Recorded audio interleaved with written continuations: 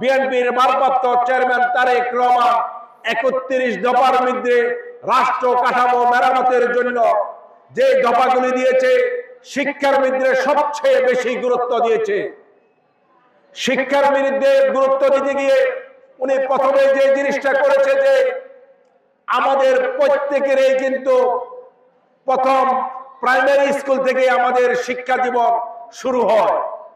সেই প্রাইমারি স্কুলের শিক্ষকদেরকে তাদেরকে বেতন বৃদ্ধি করার জন্য উনি একটা প্রস্তাবনা রেখেছে।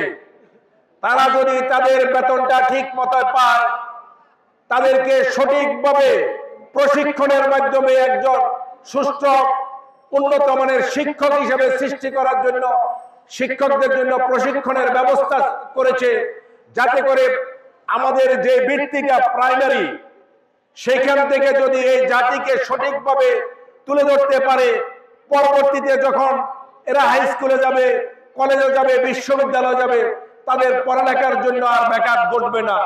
সেই দিকে লক্ষ্য করে প্রাইমারি শিক্ষা ব্যবস্থার উপর গুরুত্ব দিয়ে প্রথমে প্রাইমারি শিক্ষকদেরকে বেতন বৃদ্ধি করার জন্য একটা পরিকল্পনা নিয়েছে। ওনাদেরকে একটা উন্নত মানের প্রশিক্ষণের ব্যবস্থা করেছে। সেই দিকে লক্ষ্য রেখে আমাদের 180 দিনের যে কর্মসূচিটি যদি বাস্তবায়ন হয়, এই জাতি সঠিক একটি শিক্ষা ব্যবস্থা পাবে। পাশাপাশি কারিগরি যে শিক্ষা ব্যবস্থাটা কলেজ এবং বিশ্ববিদ্যালয়ে আমাদেরকে কারিগরি শিক্ষার মাধ্যমে যদি প্রশিক্ষণ দিয়ে দিতে পারে, কর্মতে গেলে নতুন করে আমাদের কর্ম খুঁজতে হবে না।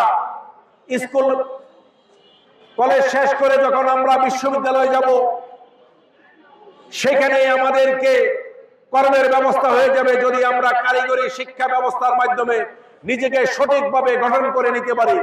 সেই দিকে লক্ষ্য রেখে আমাদের প্রিয় নেতা কারিগরি শিক্ষার ব্যবস্থার উপর জোর দিয়েছে।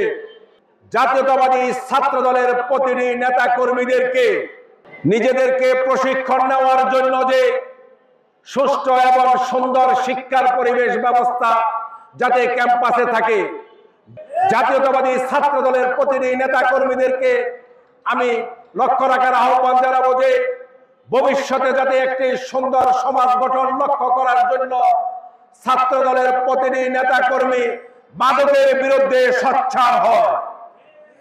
ছাত্র দলের নেতা কর্মীরা যদি মাদকের বিরুদ্ধে সোচ্চার হয়, এই সমাজে কোনো হানাহানি থাকবে না।